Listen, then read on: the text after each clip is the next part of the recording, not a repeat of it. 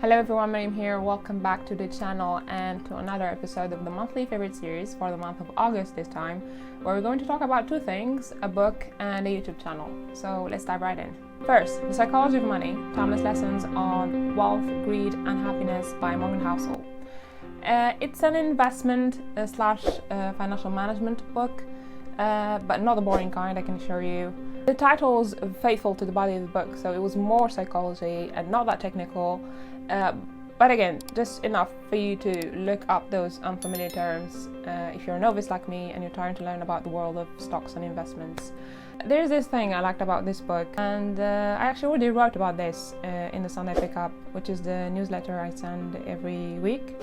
Link in the description box if you fancy subscribing. It is in relation to how it redefined many terms for me, like what optimism actually means, or what's the difference between rich and wealthy. There are many interesting ideas in this book, like how doing well with money has more to do with our behavior around it and less to do with how smart we are or our knowledge of numbers. I also love the stories he included to make his point and illustrate his ideas. I mean, they were beautifully told, and actually the whole book is beautifully written.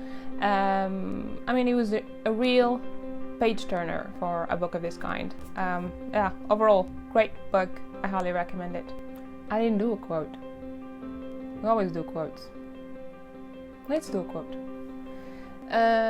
I'll read you the one with his definition of optimism. Optimism is usually defined as a belief that things will go well, but that's incomplete. Sensible optimism is a belief that the odds are in your favor, and over time, things will balance out to a good outcome, even if what happens in between is filled with misery. And in fact, you know it will be filled with misery. You can be optimistic that the long-term growth trajectory is up and to the right, but equally sure that the road between now and then is filled with landmines and always will be. Now let's move to the second point, Liziqi's YouTube channel. I trust you're already familiar with this one, and if not, I think you should.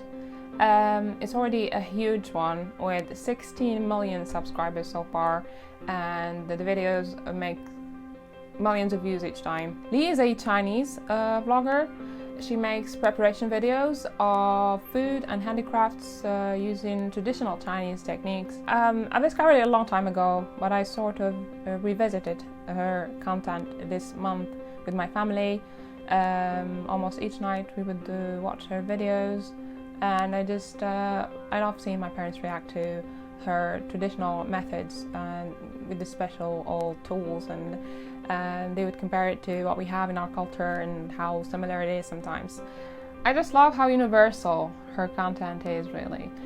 She rarely speaks, and it's mostly just nature and cooking sounds along with soothing music, and it's so mesmerizing to the point that you no longer keep count of how much videos you've binge watched in one session. And also, you learn a lot about where your food comes from.